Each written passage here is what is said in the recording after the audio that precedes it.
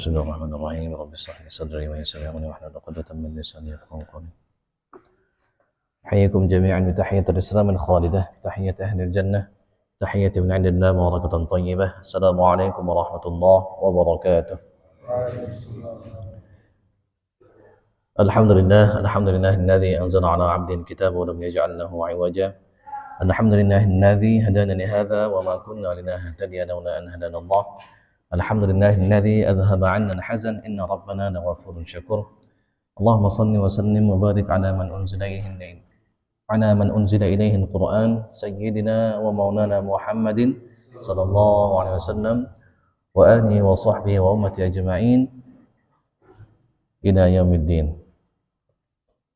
اللهم انفعنا بما علمتنا وعلمنا ما ينفعنا وارزقنا علوما تنفعنا. اللهم إنا نعوذ بك من علم لا ينفع وقلب لا يخشع ونفس لا تشبع ودعاء لا يسمع دعوة لا يستجاب لها. ونسألك علما نافعا وقلبا خاشعا ولسانا ذاكرا وشفاء من كل داء وسقم وعملا متقبلا ورزقا حلالا طيبا مباركا بغير تعب. اللهم يا معلم آدم علمنا ويا مفاهم سليمان فهمنا. يا ربنا يا ربنا يا ربنا زدنا علما وارزقنا فهما برحمتك التي وسعت كل شيء. اللهم ربنا آتنا رحمة من عندك وعلمنا من لدنك علما. اللهم ألهمنا رشدنا والحقنا بالصالحين ونعوذ بك من شرور أنفسنا ومن سيئات أعمالنا ومن شر الشيطان وشركه. Amin ya rabbal alamin. Alhamdulillah, kita melanjutkan kembali usaha kita untuk memahami kitab Allah Al-Quran, di mana kitab ini disebut oleh Allah sebagai petunjuk. Dzalikal kitabul la raib, tidak ada keraguan di dalamnya. Hudan lil muttaqin, petunjuk bagi orang-orang yang beriman. Agar dia menjadi petunjuk, tentunya harus kita pahami. Misal kita baru beli barang dan harus kita rangkai, misalnya membeli meja, misalnya meja belajar misalnya atau apa, harus dirangkai. Di sana ada petunjuk-petunjuknya, bahasa Cina misalnya. Sulit rasanya kita merangkainya tanpa petunjuk tersebut. Begitu juga kira-kira kalau misalnya kita hidup di dalam dunia ini tanpa memahami petunjuk-petunjuk atau informasi-informasi atau berita-berita atau isi daripada Al-Quran. Bagaimana kita bisa berhasil untuk sampai di garis finish dengan benar, dengan selamat, kalau misalnya kita tidak memahami Al-Quran? Nah, untuk itu disinilah kita, insya Allah kita akan belajar sama-sama, mencoba untuk memahami semampu kita berdasarkan petunjuk-petunjuk yang sudah Allah berikan, baik melalui Rasulnya ataupun melalui para ulama-ulama. Kita kemarin sudah masuk di surah Al-Fatihah. Sebelumnya kita masuk ke nama-namanya. Ada berapa namanya? Ada berapa nggih? Hah? Ada belasan namanya itu. Ada 12 kalau nggak salah itu namanya, itu ada 12. 12 apa 14 gitu. Belasan. Ada namanya Ar-Ruqyah. Ada namanya Ummul Quran, ada namanya Sab'ul Mathani, dan lain-lain. Ada banyak namanya itu untuk menunjukkan bahwa sesuatu itu memang bukan yang biasa-biasa saja, maka namanya banyak. Kita kemarin kasih contoh, kalau misalnya ada seorang tokoh masyarakat misalnya, anggaplah misalnya presiden misalnya, namanya banyak itu gelarnya itu. Misalnya dia pergi ke daerah Pak Muslim misalnya di Sumatera Utara, dikasih nama adat. Pergi ke Sumatera Barat misalnya, dikasih nama adat. Pergi kemana-mana, ke Kalimantan misalnya, dikasih nama adat, untuk menunjukkan ini orang bukan orang sembarangan, bukan biasa. Begitu juga Al-Quran. Nah, sekarang kita akan masuk kembali pada pemahaman yang pertama ini basmalah saja. Nah, di sini Imam Al-Qurtubi itu menulis ada 27 permasalahan. Ada 27 permasalahan yang coba beliau jelaskan kepada kita tentang basmalah ini. Jadi basmalah itu apa? Ucapan Bismillahirrahmanirrahim. Hamdalah, alhamdulillahirabbil alamin. Hauqalah, la haula wala quwata illa billahil aliyil azim. Takdis, tasbih dulu, tasbih subhanallah. Tahlil, la ilaha illallah. Takdis, subhanal malikil quddus atau subuhun quddus rabbul malaikati warruh. Nah, jadi dalam bahasa Arab itu ada singkatan. Sama seperti kita juga. Misalnya apa kita singkatan? Contohnya. Misalnya apa ya contohnya ya singkatan? Supaya nggak panjang. Apa tuh? Apa? Oh, IGM katanya, Instagram. Jadi supaya nggak panjang disingkat IG. Apalagi misalnya, apa Dai? Contohnya, KUHP misalnya. Apa KUHP? Ini ahli hukum ini.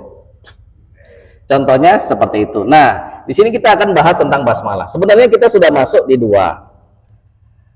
Nah, kita coba untuk memahami apa sih sebenarnya Bismillahirrahmanirrahim itu. Jadi ada 27 masalah. Tapi sebelumnya kami berwasiat kepada diri sendiri dan juga kita semua untuk selalu meningkatkan ketakwaan kita kepada Allah Subhanahu wa taala. Nah, harapannya wasiat takwa ini tidak sekedar kita dengar saja habis itu berlalu. Harapannya itu menginternalisasi, kita hayati masuk ke dalam hati kita, dalam pikiran kita, mendarah daging, sehingga mudah-mudahan kita bisa tingkatkan setiap saat. Takwa itu diwujudkan dalam bentuk kesyukuran. Fattaqullaha la'allakum tashkurun. Bertakwalah kepada Allah agar kamu bersyukur. Syukurnya atau takwanya mata digunakan untuk yang mendatangkan ridha Allah. Lisan, syukurnya lisan, takwanya lisan digunakan untuk sesuatu yang mendatangkan ridhonya Allah. Sebaliknya, kufurnya mata, kufurnya lisan, dan seluruh nikmat yang Allah berikan kepada kita, disebut kita ini kufur nikmat kalau kita gunakan untuk sesuatu yang mendatangkan murkanya Allah. Nah, maka coba kita terus berusaha untuk memperbaiki ketakwaan kita. Kata Allah, wa tazawwadu fa inna khairaz zadi taqwa. Berbekalah kalian karena sebaik-baik bekal adalah takwa. Maka kalau misalnya kita terdorong oleh nafsu kita untuk melakukan sesuatu yang buruk, nah kita ingat pesan takwa yang disampaikan oleh orang-orang kepada kita. Mudah-mudahan banyak bekal kita sehingga kita enak hidup kita di kubur, enak hidup kita di akhirat. Amin ya rabbal alamin. Oke, kita masuk ke bahasan pertama.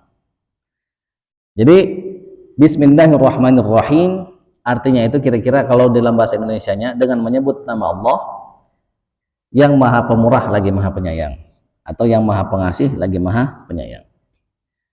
Apa itu? Itu adalah yang pertama nih bahasan ulama, kata ulama, sumpah Allah yang Allah turunkan di setiap awal surah. Itu Allah bersumpah. Maksudnya apa?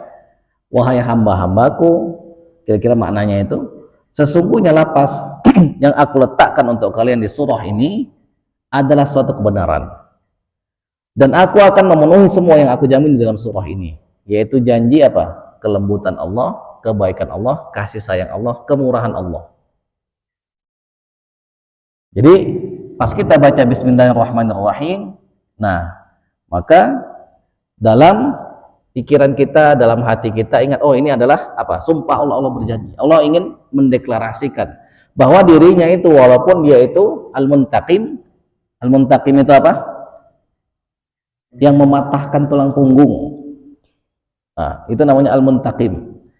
Jadi kalau misalnya tulang punggung seseorang patah, nggak bisa ngapa-ngapain lagi, lumpuh sudah, lumpuh total. Jadi Allah itu disebutnya Al-Muntaqim, kalau bahasa lainnya pendendam, makanya hati-hati. Allah juga menyebut dirinya itu Dzul Jalali wal Ikram, yang memiliki keagungan dan kemuliaan. Allah juga misalnya dia menyebut dirinya itu Al-Mutakabbir, yang maha besar, yang maha sombong. Allah juga menyebut dirinya itu Al-Jabbar. Apa itu Al-Jabbar? Hah? Yang maha memaksa. Itu Masjid Al-Jabbar. Supaya Jawa Barat, Jabbar, cari apa yang Asmaul Husna, oh ya Al-Jabbar gitu. Ba-nya double itu, ada tasdidnya itu. B-nya ada 2. Al-Jabbar. Tetapi dia kesampingkan itu semua, dia tonjolkan namanya apa? Ar-Rahman, Ar-Rahim. Masih ingat apa itu Ar-Rahman? Ar-Rahman apa? Kemarin kita bahas. Dia yang memberi kepada orang yang taat kepadanya, juga yang tidak taat kepadanya. Makanya kemarin kita menceritakan ada kisah di dalam apa namanya, ada di kitabnya Syekh Ibnu Athaillah Sakandari. Beliau mengutip sebuah kisah tentang Nabi Ibrahim yang didatangi oleh seorang kakek-kakek usianya 70 tahun lebih, minta makan. Kata Nabi Ibrahim, masuk Islam dulu. Kalau kamu masuk Islam, aku kasih makan. Kalau enggak ya sudah. Akhirnya orang itu mau makan aja harus pindah agama. Akhirnya nggak jadi, pergi dia. Habis itu Nabi Ibrahim alaihissalam tegur oleh Allah, wahai Ibrahim, orang itu 70 tahun mendurhakaiku, kira-kira begitu. Ku kasih makan terus, ku kasih rezeki terus, kata Allah. Engkau baru minta sekali, nggak mau. Terus mempersyaratkan masuk Islam. Akhirnya dicari sama Nabi Ibrahim, dikasih makan sama Nabi Ibrahim. Loh, kata kakek itu, kenapa engkau berubah pikiran? Kata Nabi Ibrahim, aku ditegur oleh Allah begini begitu. Akhirnya apa? Akhirnya beliau masuk ke dalam Islam. Jadi memang dari dulu itu kata Allah, wa sammakumul muslimina min qabl wa fi hadza. Allah menamai kalian itu muslim. Nah, ini Pak Muslim. Ayahnya Pak Ahmad. Wa sammakumul muslimina min qabl wa fi hadza. Allah sudah kasih nama kalian itu muslim. Jadi dari dulu, dari zaman Nabi Adam sampai zaman Nabi Muhammad namanya muslim. Dalilnya itu min qablu, dari dulu, wa fi hadza, dan juga sekarang. Nah, maka itulah Ar-Rahman. Dia yang memberikan nikmat kepada yang taat maupun yang tidak taat kepadanya. Dia memberikan nikmat-nikmat yang besar yang tidak bisa diberikan kecuali oleh dirinya. Makanya tidak boleh kasih nama orang itu Ar-Rahman, nggak boleh. Kalau Abdurrahman boleh, justru salah satu nama terbaik. Tapi kalau Ar-Rahman nggak boleh. Hanya untuk Allah saja. Kasih nama Allah ke orang nggak boleh. Abdullah justru nama yang terbaik. Maka kata Allah, qul ud'ullaha aw ud'ur-rahman ayyamma tad'u falahul asmaul husna. Katakan, serulah Allah, serulah Ar-Rahman. Yang mana saja dari nama-namanya yang kau seru, dia memiliki nama-nama yang terindah, terbaik. Nah, itu Ar-Rahman. Jadi kita ingat, oh ya, Allah memberi kepada yang taat maupun yang tidak taat. Terus Ar-Rahim, tapi ada Ar-Rahim di sini. Supaya kita tidak besar kepala, supaya kita tidak sembarang-sembarang, supaya kita tidak meremeh-remehkan atau menyepele-nyepelekan. Kalau kita berdosa, oh ingat, ada Ar-Rahman. Akhirnya kita lanjut bermaksiat misalnya. Nah, ini ada juga Ar-Rahim. Ar-Rahim itu apa? Kalau Ar-Rahman itu kira-kira kalau misalnya bangunan, dia pondasi-pondasinya, tiang-tiangnya, pondasi-pondasinya, dindingnya misalnya. Nah, kalau Ar-Rahim itu dia yang memplester, dia yang memperindah, misalnya kasih hiasan-hiasan, itu Ar-Rahim. Atau dia yang memberikan nikmat-nikmat yang spesial, yang khusus. Maka dia katakan, qul man harrama zinatallahi allati akhraja li'ibadihi wat thayyibati minar rizq. Katakan, siapa yang mengharamkan perhiasan yang Allah berikan kepada hamba-hambanya, rizki-rizki yang baik. Itu untuk siapa?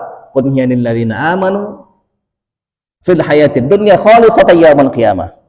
Itu untuk orang-orang beriman, juga yang tidak beriman, tapi di kehidupan dunia. Khalisatan yaumil qiyamah. Nanti di hari kiamat orang-orang beriman saja yang dapat. Yang tidak beriman tidak dapat. Maka disebutnya Ar-Rahim. dia kasih nikmat-nikmat yang spesial. Misalnya kalau Ar-Rahman itu kira-kira dia kasih ruh, nggak ada yang bisa kasih ruh kecuali Allah. Tapi atau misalnya dia kasih akal, itu namanya Ar-Rahman.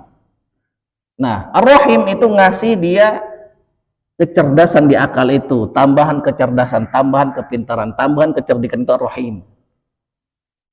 Makanya kalau kita hitung, coba Rahman dengan Rahim, mana yang paling banyak hurufnya? Baca yuk. Rahman ada berapa? Ra, Ha, Mim, Alif, Nun. Ada berapa? 5. Rahim, Ra, Ha, Ya, Mim. Nah, Rahim hurufnya ada 4. Kalau Rahman hurufnya ada 4. Ma-nya itu panjang. Jadi ada alif di sana itu walaupun tidak tertulis. Ini menunjukkan, kata ulama, semakin banyak hurufnya tadullu ala ziyadatil makna, menunjukkan tambahan makna atau sesuatu yang lebih banyak, sesuatu yang lebih luas, sesuatu yang lebih besar. Nah, maka itu Ar-Rahim. Dia berkasih sayang. Maka salah satu wujud orang beriman kepada Ar-Rahman Ar-Rahim, dia berkasih sayang kepada sesama, kepada istrinya. Lihat misalnya, wah istrinya capek beres-beres rumah, nyuci piring, nyuci baju, nyetrika, masak, segalanya itu.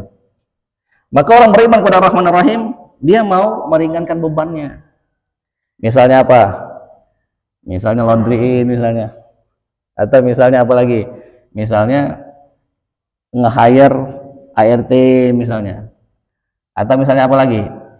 Ya, dia bantu untuk mengerjakan pekerjaan-pekerjaan rumah. Itu ciri orang beriman kepada Ar-Rahman Ar-Rahim. Atau yang sering kita kasih contoh, misalnya ada semut, kita nyuci piring misalnya ada semut. Nah, orang yang tidak beriman kepada Ar-Rahman Ar-Rahim langsung aja banjur gitu. Bodoh amat, terserah, yang penting piringku bersih. Dia tidak memikirkan makhluk yang lain. Tapi kalau beriman, disisihkan, diamankan, diselamatkan semut-semutnya itu. Kita nggak tahu, jangan-jangan dari sanalah nanti Allah menurunkan rahmatnya, kita masuk surga dari sana. Wallahu a'lam, kita nggak tahu. Ada ngelihat orang kelaparan atau lagi butuh, maka yang beriman kepada Ar-Rahman Ar-Rahim dibantu sama dia.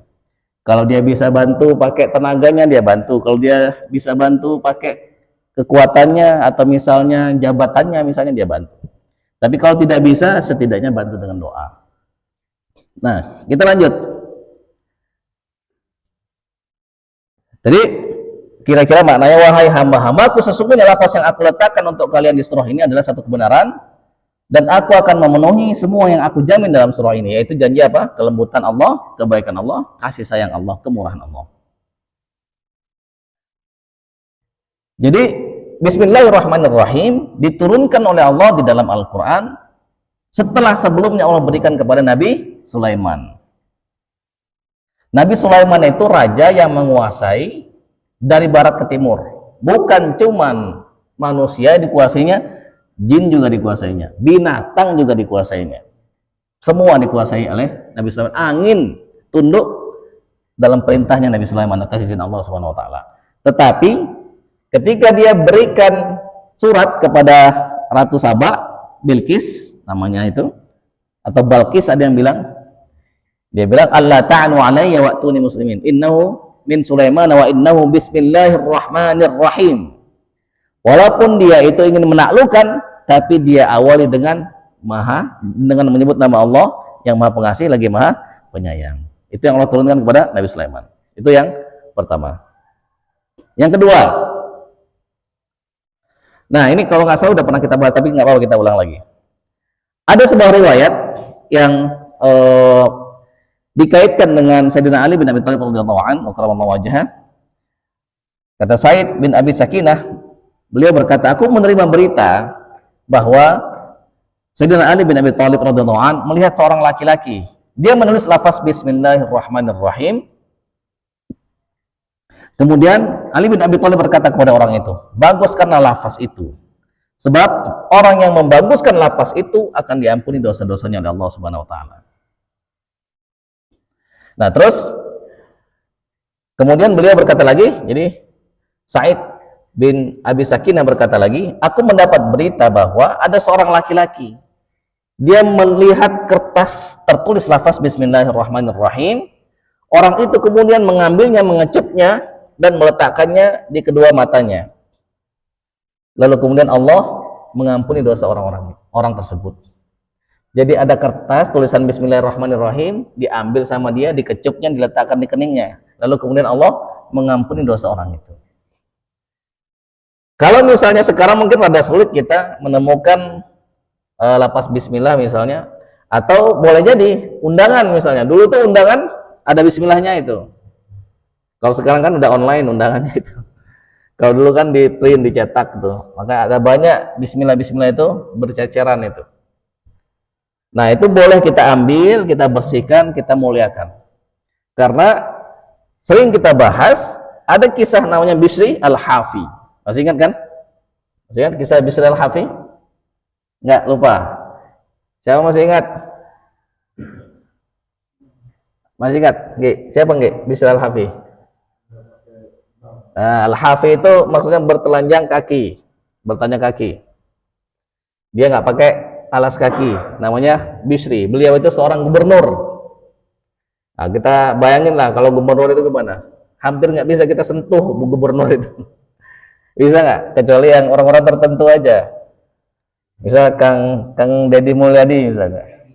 Apa? Egi. Susah orang itu mau berinteraksi dengan gubernur, susah kecuali orang-orang tertentu saja. Nah ini gubernur ini. Dia itu hobinya dulu dugem. Dia itu hobinya party-party, pesta pora, mabok. Wah pokoknya senang-senang lah. Hobinya itu. Singkat cerita, dia menemukan ada kertas tulisannya nama Allah Bismillahirrahmanirrahim, dibersihkan sama dia karena kotor, dikasih wangi-wangi sama dia, diletakkan di tempat yang tinggi. Wali, ulama besar di masa dia itu bermimpi, dia disuruh ucapkan salam kepada Bisri Al-Hafi, ucapkan Allah mengampuni dirinya, Allah memuliakannya. Nggak percaya beliau ini, sampai terulang 3 kali. Wah ini pesan ini. Lalu disampaikan yang kepada Bisri Al-Hafi. Nah, singkat cerita beliau bertobat menjadi wali besar, menjadi temannya Imam Ahmad bin Hambal. Temannya Imam Ahmad bin Hambal. Suka ngobrol sama Imam Ahmad bin Hambal. Kata Imam Ahmad bin Hambal, wahai Bisri Al-Hafi, ceritakan kepadaku tentang Tuhanku. Jadi beliau lebih paham tentang Allah. Kalau soal fikih, kalau soal syariat, soal hadis, Imam Ahmad bin Hambal lebih hafal, lebih paham. Tapi kalau soal tentang Allah, Nabi Bisri Al-Hafi lebih paham. Nah itulah yang diceritakan oleh Imam Al-Qushairi. Jadi Bismillahirrahmanirrahim kita agungkan bukan hanya dalam zohirnya, secara batin juga. Contohnya, siapa di antara kita yang tadi pakai baju baca Bismillah? Ada? Ada santri-santri?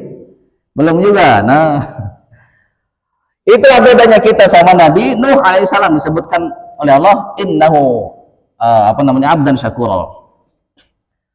Kata Allah, wa ataina Musa al-kitaba wa ja'alnahu hudan li bani Israil alla tattakhidhu min duni wa kita dzurriyyatan hamalna ma'a Nuh innahu kana 'abdan syakura. Nabi Musa itu merupakan keturunannya Nabi Nuh, dan sesungguhnya Nabi Nuh itu abdan syakura, hamba yang paling banyak bersyukur.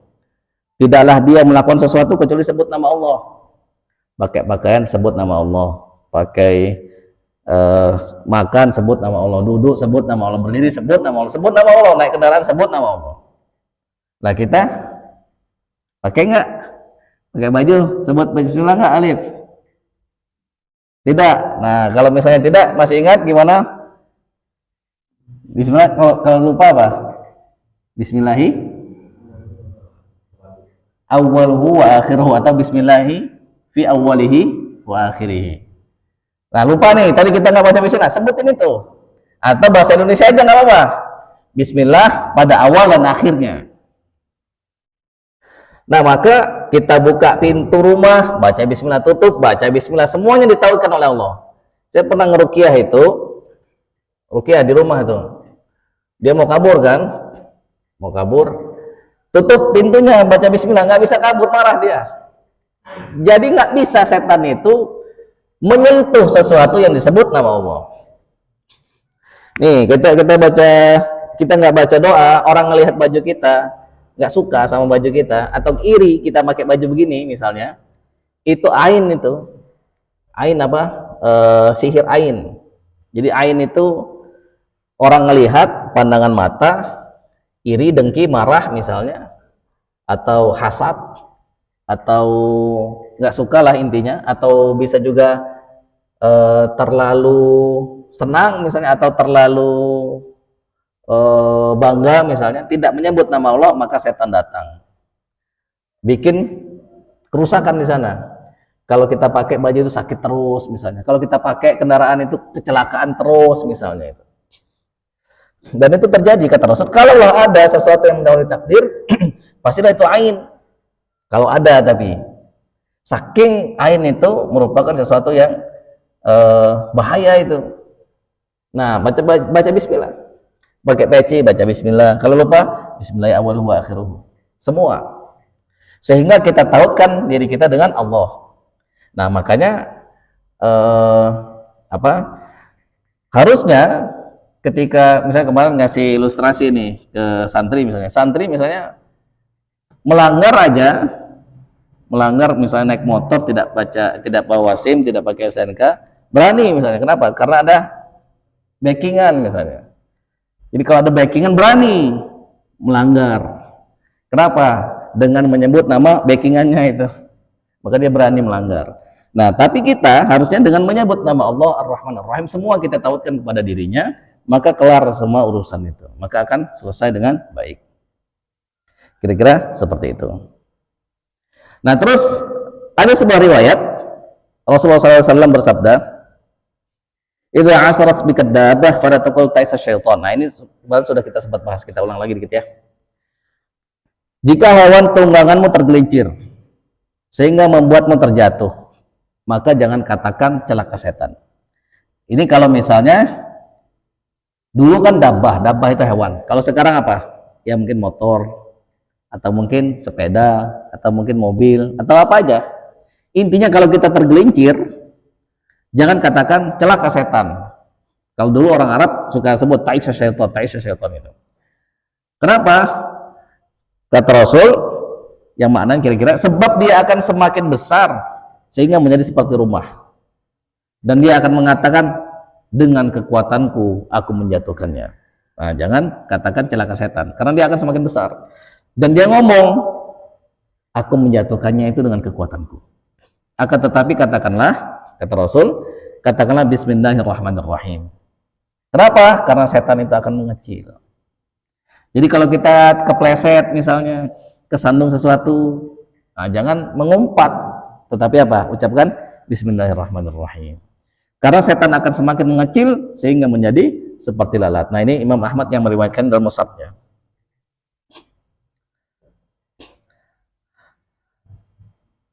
Jadi kalau kita ingin dihalangi, jangan sampai setan itu mendatangi kita dan kemudian membuat sesuatu yang buruk kepada diri kita, maka ucapkanlah nama Allah. Misalnya di Quran surah Al-Isra itu disebutkan oleh Allah, wa idza dzakarta rabbaka fil Qur'ani wahdahu wallau ala adbarihim nufura. Kalau engkau sebut nama Tuhanmu di dalam Al-Qur'an, kau baca Al-Qur'an atau apapun itu kau sebut nama Tuhanmu, maka setan itu akan berlalu mereka. Bahkan berlari. Wallau ala adbarihim nufura. Nufura itu jauh, larinya itu tunggang langgang dia itu. Nah, itu Bismillahirrahmanirrahim kata Rasulullah SAW. Terus yang selanjutnya, ini ada sebuah tafsiran ini. Jadi ada riwayat dari beberapa tabi'in yang dikaitkan dengan Abdullah bin Mas'ud. Abdullah bin Mas'ud itu salah satu di antara 4 sahabat yang disebut memiliki ilmu yang sangat luas. Namanya Abdullah bin Mas'ud radhiyallahu anhu. Kata beliau, barang siapa yang ingin diselamatkan Allah dari malaikat Zabaniyah yang 19, malaikat Zabaniyah yang 19, siapa yang ingin diselamatkan, maka hendaklah dia membaca Bismillahirrahmanirrahim. Supaya Allah menjadikan setiap huruf yang ada pada lafaz basmalah tersebut sebagai pelindung baginya dari masing-masing malaikat tersebut. Nah, jadi malaikat Zabaniyah itu, kata Allah, 'alaiha tis'ata asyar. Di atas neraka itu ada jumlahnya 19 malaikat. Ada beberapa orang yang sudah bertemu dengan malaikat Zabaniyah ini. Misalnya waktu ruqyah dipanggil malaikat Zabaniyah, datang atas izin Allah tuh. Dari mana kita tahu benar apa enggak itu malaikat Zabaniyah? Itu setannya ketakutan. Setannya berpendapat, berpikir ya, wah ini ada orang yang bisa melahap diriku mentah-mentah, dan aku tidak mungkin bisa menang melawan dia. Langsung dia itu mengakui, oh nggak bisa menang aku lawan ini nih. Saya Apip nggak percaya. Apip pernah itu, ada beberapa orang yang pernah itu. Jadi malaikat Zabaniyah ini garang.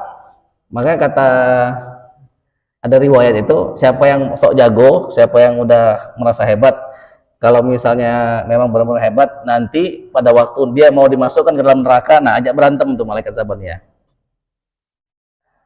Tidak ada yang bisa melawan malaikat Zabaniyah itu atas izin Allah itu. Tidak ada makhluk manusia dan jin yang bisa melawan malaikat Zabaniyah itu. Zabaniyah, kata Apip, oh garang itu, dikit-dikit mau ngantem, sepertinya salah sedikit dihantam sama dia, kata Apip. Ada juga malaikat Malik itu apa? Penjaga neraka. Nah, kata Apip, Malik ini lebih soft, lebih lebih lembut. Kalau berdasarkan pengalaman Apip ketemu itu, kita baca itu ayat Al-Quran itu, mana ada ya Malik, nanti orang-orang penghuni neraka itu menyeru, memanggil, ya Malik, liyaqdi alaina rabbuk, wahai malaikat Malik, bilang kepada Tuhanmu, matiin saja kami. Jadi orang sudah menderita sedemikian rupa di dalam neraka itu, sehingga udah nggak tahan lagi, dia bilang matiin aja kami. Didiamin aja sama malaikat Malik 1000 tahun, baru dijawab, innakum makithun, kalian tetap begitu, tidak mati tidak hidup. Jadi orang di neraka itu tidak mati tidak hidup, nggak mati, tetap merasakan, habis kulitnya diganti lagi, habis kulit diganti lagi. Nah, maka ngeri sekali. Nah, kalau malaikat Malik, kata Pip, lebih soft, maksudnya dia ngeri juga, ada power, tapi lebih nggak dikit-dikit mau ngantem gitu. Nah, siapa yang ingin selamat, baca Bismillahirrahmanirrahim. Jadi malaikat Zabaniyah jumlahnya ada 19, Bismillahirrahmanirrahim hurufnya ada 19. Maka baca itu Bismillahirrahmanirrahim. Maka jangan sampai kita sepelekan Bismillahirrahmanirrahim. Saya dulu punya teman itu di Solo itu, tapi sudah meninggal.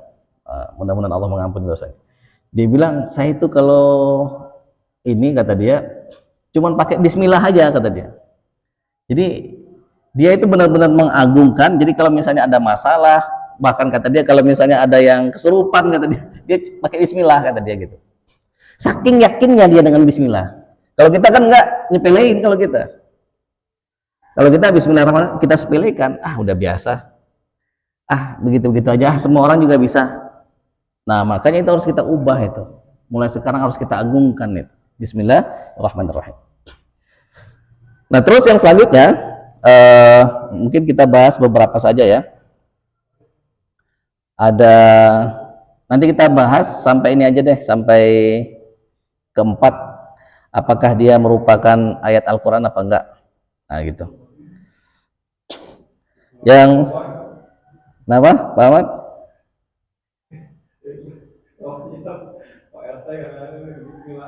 Oh.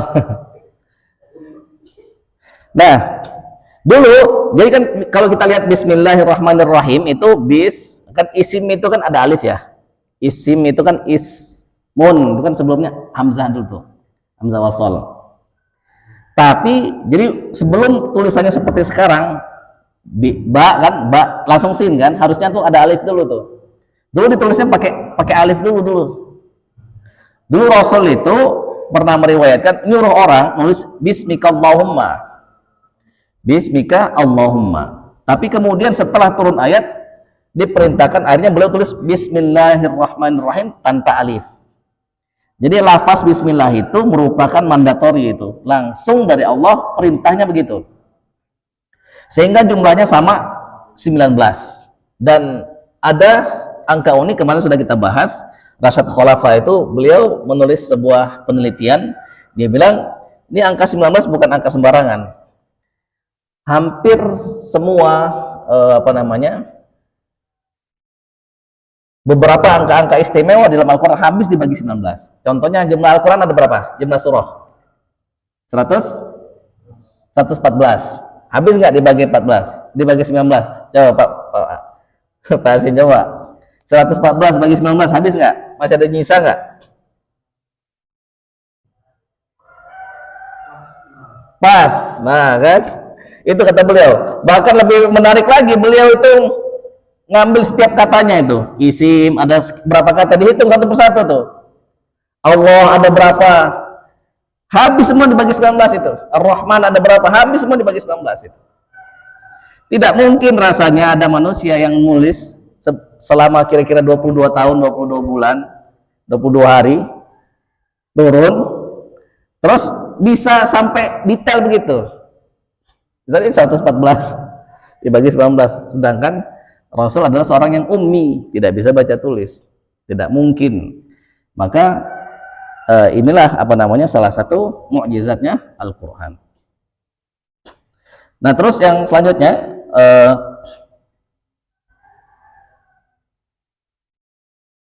apakah Bismillah itu merupakan salah satu ayat dalam Al-Quran? Ayat apa bukan Bismillah?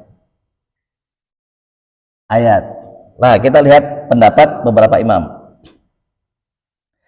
Ya. Jadi ulama beda-beda tuh. Yang pertama nih, pendapat pertama. Menurut Imam Malik, tahu ya Imam Malik ya? Bismillahirrahmanirrahim bukan merupakan ayat dalam surah Al-Fatihah, begitupun surah-surah yang lain. Ini pendapatnya siapa, Imam? Imam Malik.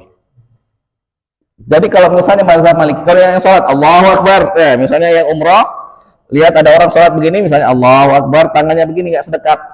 Nah itu mazhabnya Maliki. Maka menurut beliau Bismillah itu bukan merupakan ayat Al-Quran. Dalilnya apa? Ada banyak dalilnya itu. Itu menurut pendapat Imam Malik. Terus yang kedua, pendapatnya Imam Abdullah bin Mubarak. Sudah tahu ya Abdullah bin Mubarak ini siapa? Tahu siapa? Tabi'in. Beliau itu jadi gini, bapaknya itu soleh sekali. Jadi kakeknya itu punya anak perempuan, kakeknya itu kaya raya, punya anak perempuan satu-satunya. Bapaknya itu pegawainya. Ditanya oleh kakeknya, coba ambilkan aku kurma yang manis. Diambilin salah lagi sampai berkali-kali itu. Kata beliau, emang kau nggak tahu apa? Kau berapa tahun sudah bekerja sini? Sudah berapa tahun kan? Nggak tahu. Kau nggak pernah cicip? Nggak pernah, kata dia gitu. Akhirnya dinikahkan sama anaknya itu. Jadi bapaknya akhirnya mewarisi semua kekayaan kakeknya itu. Punya anak namanya Abdullah bin Mubarak. Beliau itu kaya raya. Saking kayanya itu kalau naik haji, sekampung dihajiin itu. Sekampung ke Mekah, ke Madinah. Bukan cuma itu, di Mekah beli oleh-oleh, dibayarin sama beliau. Kunjungan ke kota Nabi, ke Madinah, beli oleh-oleh, dibayarin juga sekampung itu. Itulah kayanya itu. Terus beliau juga ulama besar. Ulama besar yang dari beliau lah kita tahu, kata beliau adab itu lebih utama daripada ilmu. Kami belajar adab itu berapa puluh tahun, kata beliau, 20 atau 30 tahun, sedangkan kami belajar ilmu 15 tahun, kata beliau. Kira-kira begitu perkataannya itu. Jadi intinya belajar ilmu itu lebih cepat daripada belajar adab. Nah beliau ini seorang jagoan juga, seorang mujahid. Beliau ini pernah waktu itu Islam berperang dengan pasukan Romawi. Kan sebelum perang kan ada jagoan dulu kan, maju satu persatu. Jagoannya Romawi menang terus sama jagoannya pasukan Muslim ini. Sampai suatu ketika ada orang maju, dia itu pakai tutup kepala, nggak tahu siapa itu. Sebelumnya dia bilang dulu, jadi kita tahu kisahnya itu adalah Abdullah bin Mubarak dari orang yang dia titipin pesan. Kata beliau, ini kalau misalnya terjadi sesuatu padaku, aku berwasiat begini, hartaku begini. Jadi beliau tanding tuh perang dengan jagoan Romawi. Yang tadinya itu sudah berkali-kali kalah pasukan Muslim sama jagoan ini, dia maju akhirnya kalah terus. Kalah jagoan tadi, datang lagi jagoan yang lain, kalah lagi, kalah lagi, kalah lagi, kalah lagi, sampai nggak ada yang berani lagi.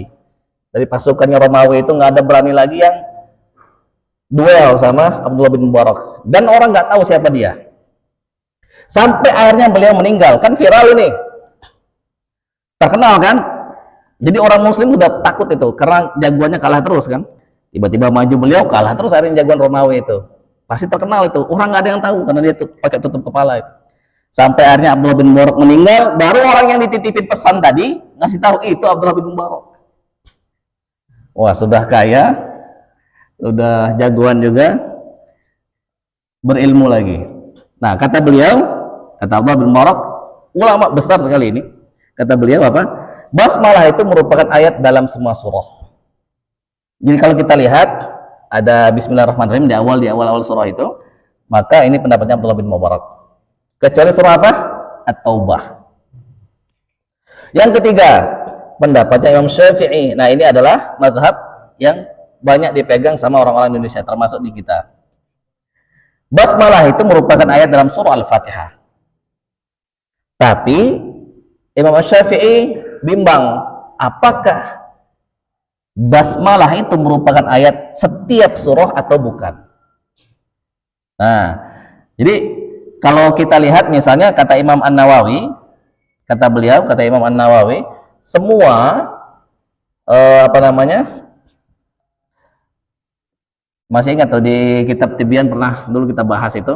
Jadi beliau bilang, kalau kita mau ambil pendapat yang aman, anggaplah bismillah itu merupakan ayat dari setiap surah yang ada tulisan Bismillahirrahmanirrahim itu. Apalagi kalau misalnya kita, ini khususnya santri-santri nih, yang misalnya diminta hataman dan atas dasar itu dibayar menjual ayat apa? Kata Imam An-Nawawi, kalau kalian disuruh baca Al-Quran untuk khatam dibayar, maka bacalah bismillah. Karena kalau misalnya pendapat Abdullah bin Mubarak yang benar, aman kalian ambil duitnya itu, halal. Dan nggak apa-apa misalnya pendapat Imam Malik yang benar, sudah, kita kan sudah baca bismillah, nggak apa-apa. Tapi kalau misalnya kita tidak baca bismillah dan pendapat Abdullah bin Mubarak yang benar, nah itu nggak halal bagi kita ambil itu duitnya itu. Nah, maka itu kira-kira secara umum pendapat apakah itu merupakan bismillah atau bukan. Tapi banyak sekali pendapat ulama itu, misalnya kalau kita lihat sahabat itu Abdullah bin Abbas misalnya mengatakan, Abdullah bin Umar, Abdullah bin Abu Zubair, Imam Tawus, Imam Atha, itu Imam Ibnu Munzir, semua berpendapat bahwa itu merupakan ayat surah Al-Fatihah, walaupun yang lain mereka masih belum klop gitu. Nah, mungkin ini yang kita bahas untuk hari ini. Ada banyak sebenarnya pembahasan, tapi kita cukupkan dulu sampai sini supaya nanti bisa meresap ya. Kalau kita banyak-banyak takutnya nguap aja takutnya. Ada pertanyaan? Ya, wajar. Pak Muslim. Ada yang bilang seandainya umat Islam bisa memahami Islam di Al-Quran itu, maka umat Islam itu sudah harusnya tinggal di bulan. Iya. Menemu kebenaran itu kan orang Islam di sini, menemu kebenaran yang benar. Iya, betul. Dengan orang luar, mendingan ke Amerika, Singapura, nggak ada orang Mekah. Artinya apa yang mau kebenaran itu umat Islam kan tidak.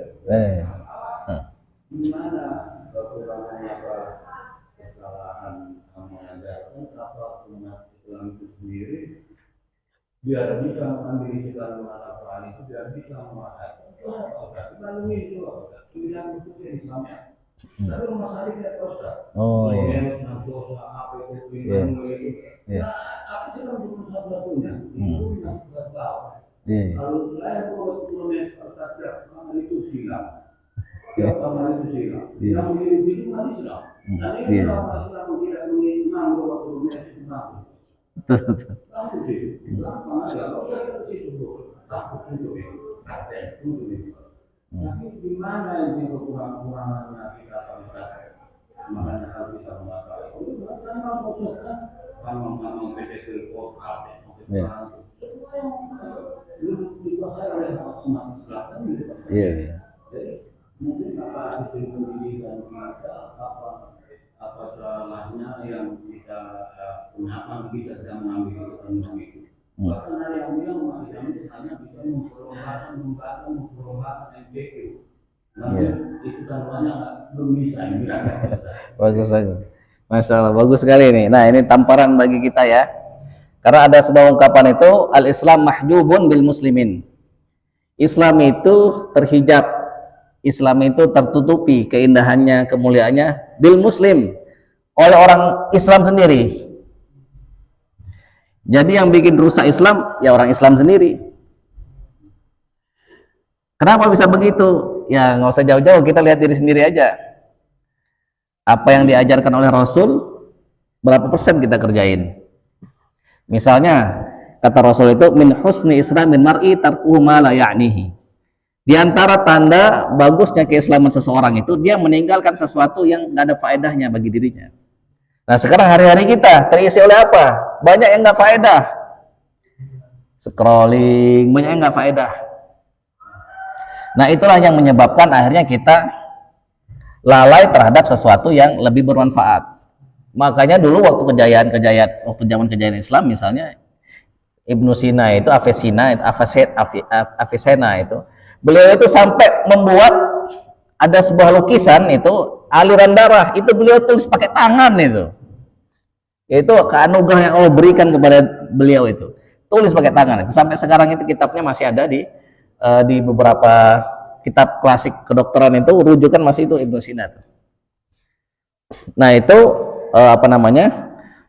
di zaman dulu itu memang tradisi ilmiah itu sangat kuat. Padahal Islam itu dari awal Allah sudah kasih kayak semacam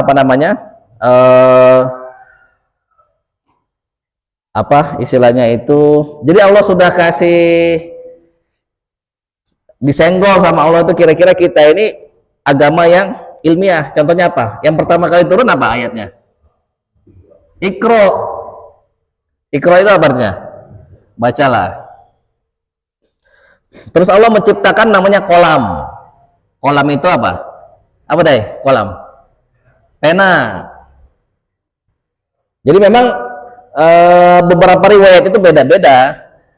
Ada yang mengatakan pertama kali Allah ciptakan Nur Muhammad, ada yang mengatakan pertama kali Allah ciptakan kolam, macam-macam, beda-beda pendapat. Tapi ada salah satu pendapat yang riwayat yang mengatakan pertama kali Allah ciptakan itu kolam. Terus kolam itu apa? Pena. Berarti apa? Identik dengan apa? Ilmiah, belajar berarti. Terus mukjizat Nabi Muhammad itu apa? Yang paling besar, mukjizat yang paling besar, Al-Quran. Kalau Nabi Musa misalnya apa mukjizatnya? Tongkatnya bisa dipukulkan jadi jalan itu di laut.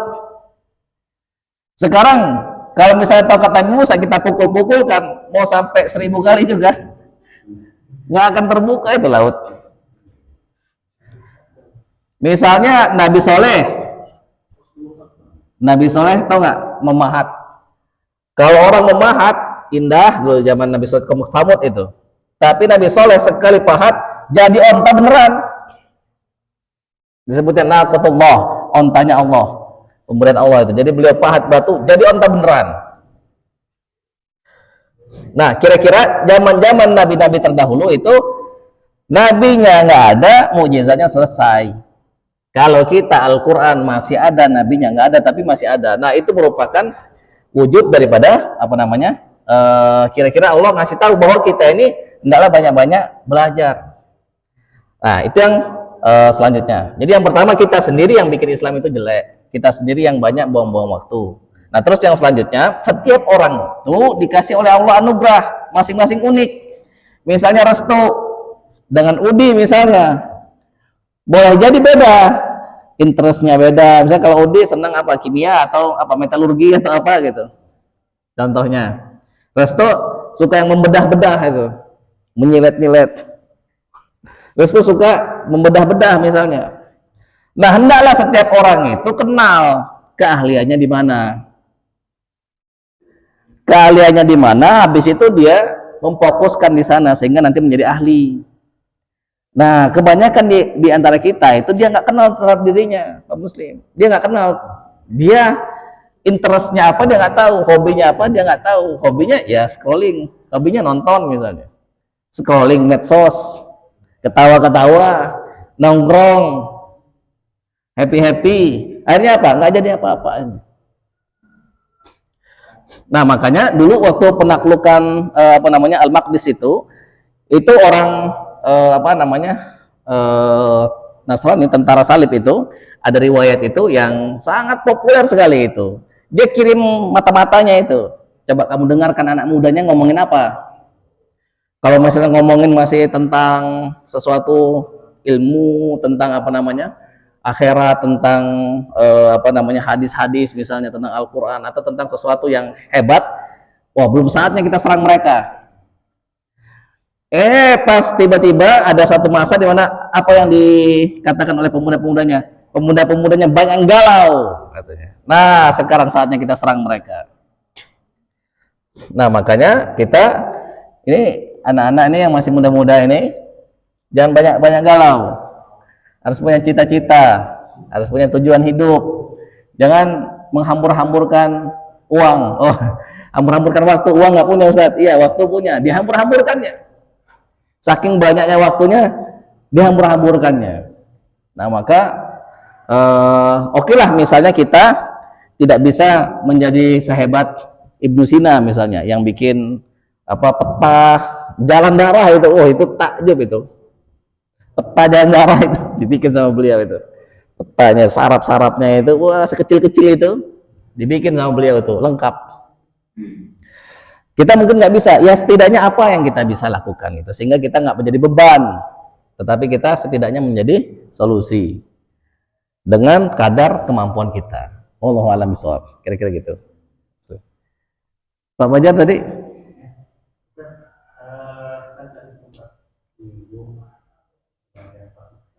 Oh ya. Hukumnya gimana kalau misalkan dalam keseharian atau sholat, ketika sholat kadang pakai maliki, terus keseharian pakai sapi. Padahal itu kan semua sumbernya sama gitu.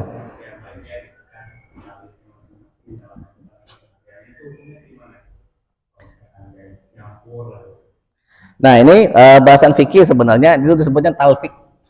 Talfik dalam istilah fikih disebutnya talfik.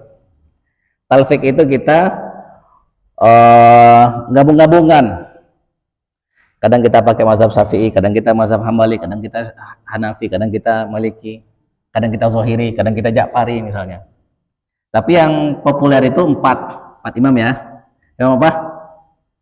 Malik, terus Imam Hanafi dulu, Hanafi terus Maliki, terus Syafi'i sama Hambali.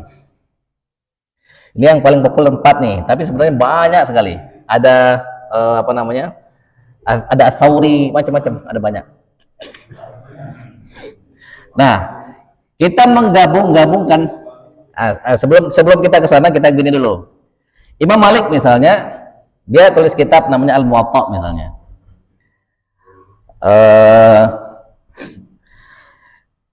Apa sumber dia itu nulis kitab itu? Sumber beliau tulis kitab itu apa? Misal kata beliau kan, misalnya Bismillah bukan merupakan surah Al-Fatihah. Apa sumbernya itu? Ya sumbernya Al-Quran dan hadis. Sama. Imam Abu Hanifah juga sama. Kalau misalnya nggak ada, ya dia pakai ijtihad. Ijtihadur ra'i wala alu kata Mu'adz bin Jabal. Nah, memang Rasul juga mengajarkan kepada sahabatnya itu berbeda-beda. At-tanawu' fil ibadah, kira-kira gitu. At-tanawu' fil ibadah itu macam-macam. Kadang-kadang Rasul Allahu Akbar, salatnya setara telinga. Kadang-kadang Rasul Allahu Akbar setara bau. Kadang-kadang Rasul begini, kadang-kadang Rasul di atas pusar, kadang-kadang Rasul begini. Itu Rasul ajarkan beda-beda supaya orang pilih mana yang cocok untuk dia. Itu yang pertama tuh. Makanya ada ulama besar, wali besar namanya Syekh Abu Yazid Al-Bistami, dia katakan, kalaulah bukan karena perbedaan mazhab, aku sudah stres menjalankan agama ini. Oh, kalau beliau kan sungguh-sungguh ngerjain, kalau kita kan suka-suka. Beliau itu sampai begitunya itu. Syekh Abu Yazid Al-Bistami itu. Nah, itu memang diajarkan Rasul, dan sahabat itu dia tidak melakukan sesuatu kecuali dia lihat langsung Rasul begitu, dia begitu terus. Walaupun Rasul ngerjain yang lain. Misal kata sahabat yang lain, misal contoh ya, ada yang begini, maka dia lihat Rasul begitu, begitu terus. Ada sahabat yang lain begini, dia lihat Rasul begini, dia begini terus sholatnya itu. Sampai sini jelas? Jelas ya? Sehingga apa? Sehingga beliau, para sahabat itu ngajarin ke muridnya, namanya tabi'in. Ngajarin ke muridnya namanya tabi'in. Nah, tabi'in itu ngambil dari para sahabat, oh kata sahabat ini begini, kata sahabat ini begini. Meramunya dan memilih mana yang mudah bagi dirinya. Nah, itu dulu logika berpikirnya dulu. Jadi yang pertama, memang Rasul ajarkan bermacam-macam. Tapi awas, dengan pengajaran Rasul yang bermacam-macam ini bukan berarti kita bisa bikin-bikin sendiri. Contoh ya, misalnya sahabat ada yang bilang, ada riwayat Rasul baca ta'awudz, a'udzubillahi minasyaitonirrajim. Aku mendengar Rasul baca ta'awudz, a'udzubillahi minasyaitonirrajim. Pada rakaat pertama, pada rakaat selanjutnya aku tidak mendengar, tidak terdengar oleh dirinya. Maka rakaat pertama sahabat itu baca ta'awudz terus. Atau misalnya Aisyah bilang, aku tidak tahu, kata Aisyah, Rasul itu sholat malam lebih dari 11 rakaat. Kan itu menurut Sayyidatina Aisyah. Ketika Sayyidatina Aisyah bersama dengan Rasul, ketika emang Rasul selalu bersama dengan Aisyah? Belum tentu. Nah, makanya sahabatnya bilang, aku tidak tahu misalnya Rasul begitu. Maksudnya apa? Maksudnya sepengetahuan dia. Dan apakah dia tahu semua? Belum tentu. Nah, makanya ada sahabat yang lain, oh kalau aku begini. Nah, itu diajarkan sehingga kemudian menjadi berbeda-beda. Itu sebagai rahmat. Indah. Nah, itu dulu nih. Nah, terus selanjutnya bagaimana kata Pak Fajar? Kita ngikutin yang ini. Beda-beda. Itu namanya talfik. Talfik itu pendapat ulama ada dua. Talfik itu kita gabung-gabungkan mazhab ini, mazhab itu. Contohnya gini. Kalau mazhab Syafi'i sentuhan sama perempuan batal apa enggak? Wudunya? Batal. Sentuhan sama perempuan batal. Mau pakai nafsu atau nggak pakai nafsu batal. Kalau yang lain ada yang bilang tidak. Misalnya Abdullah bin Abbas mengatakan, oh yang dimaksud aulamastumun nisa, yang kalau engkau sentuh perempuan itu maksudnya kau setubuhi. Disetubuhi baru batal. Kata Abdullah bin Abbas. Kata Imam Syafi'i enggak begitu. Ada sebuah riwayat. Nah, Rasulullah an bai'il mulamasah. Rasul melarang jual beli mulamasah. Mulamasah itu pegang beli. Enggak tahu, kayaknya zaman dulu masih ada tuh. Memegang berarti membeli. Enggak tahu kalau sekarang kayaknya udah enggak ada kali ya. Repot juga, melihat berarti membeli. Kalau sekarang banyak yang masuk dalam keranjang aja tuh, nggak dibeli-beli. Ya. Nah, jadi ada larangan Rasul kalau jual pegang langsung beli, nggak boleh. Mula masa. Nah, sekarang begini, mula masa berasal dari kata la masayu la mastumun nisa. Itu sama asal katanya. Oh, kata Imam Syafi'i, Rasul ngomong begitu, berarti kalau kita bersentuhan batal. Kan Rasul melarang jual beli mula masa yang pegang beli. Sekarang begini, nggak mungkin pakai itu disetubuhi, kata Imam Syafi'i, kira-kira begitu pendapatnya itu. Maka beliau menganggap, oh kalau bersentuhan itu batal. Oh, dia bilang enggak, kalau misalnya tidak pakai nafsu nggak batal, kalau nggak sengaja nggak batal, kalau pakai nafsu baru batal. Nah, kita pilih-pilih begitu, bagaimana hukumnya? Talfik itu ada dua ulama pendapatnya itu. Ada yang bilang haram, nggak boleh. Kalau Anda Syafi'i terus, kata beliau itu. Ada yang bilang nggak apa-apa, silahkan, karena sumbernya sama. Ada yang kasih syarat, misalnya kita lihat di kitab Fiqhul Islam wa Adillatuh karya Syekh Wahbah Az-Zuhaili, ulama besar di Mesir, nulis tafsir, nulis fikih, semuanya lah. Beliau ngajar di Al-Azhar, profesor di Al-Azhar. Jadi kata Syekh Wahbah ini ada syaratnya talfik itu. Boleh, secara umum boleh, kata beliau. Berarti beliau ngambil pendapat yang boleh, secara umum boleh. Asal yang pertama, tidak mencari-cari untuk menyelisih pemerintah. Misal gini, pemerintah, misal ya contoh ya, Lebaran misalnya tanggal 29. Oh, berarti aku cari pendapat yang berbeda aja sama pemerintah. Misalnya 28, berarti aku ikut yang 28 misalnya, nggak ikut pemerintah. Pokoknya pemerintah bilang apa, dia beda aja. Nah, itu nggak boleh itu. Yang pertama. Yang kedua, dia mengikuti hawa nafsunya. Dia ikut hawa nafsunya. Contoh. Nah, kalau contoh yang ekstrim itu, kalau kita lihat di kitab-kitab fikih itu, contoh yang ekstrim itu gini.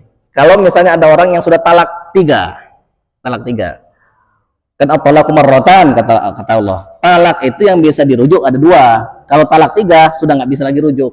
Kecuali istrinya itu nikah sama seseorang, habis itu seseorang yang menikahi mantan istrinya ini bersetubuh dengan istrinya. Jadi pedangnya masuk ke dalam sarungnya itu. Habis itu cerai, baru kemudian boleh nikah lagi. Nah, supaya orang nggak macam-macam itu. Jadi dijima dulu sama suaminya yang kedua, mantan istrinya itu, baru nanti cerai, baru kemudian boleh nikah lagi. Nah, itu ada ulama pendapat, ada yang beda-beda.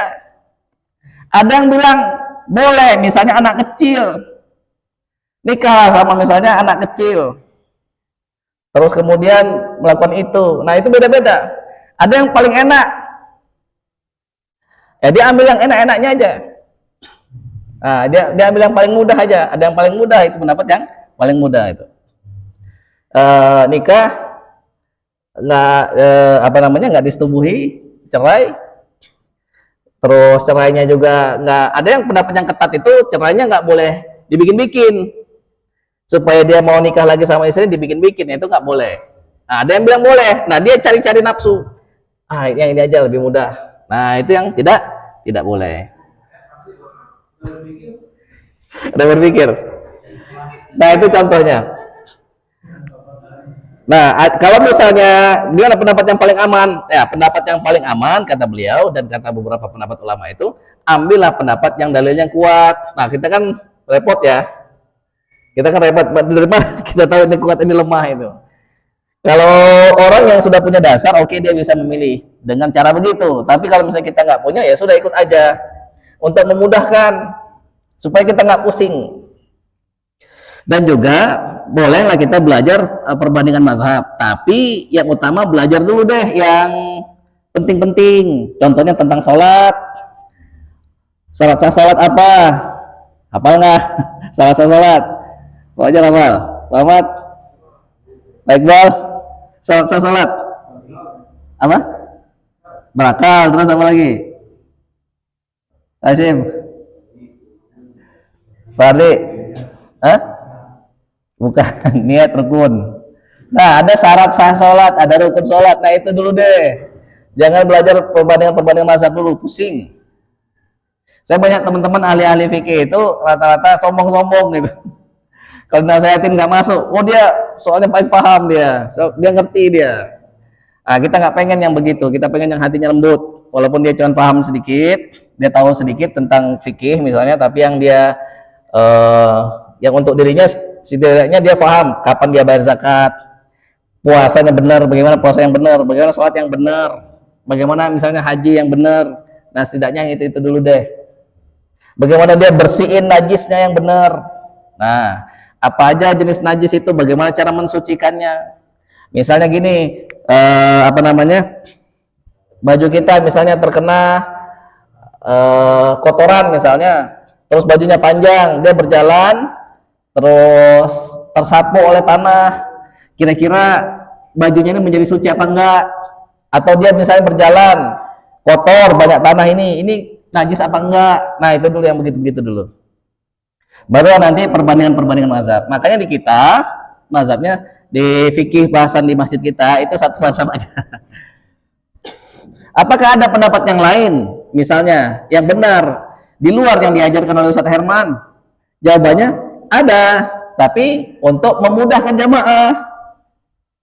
Ada yang bilang, wah Ustadznya ini apa, cuma satu aja, saya pengen banyak, ya berarti cari tempat lain, kira-kira begitu. Karena di sini untuk memudahkan. Kalau misalnya banyak, pusing orang, pusing.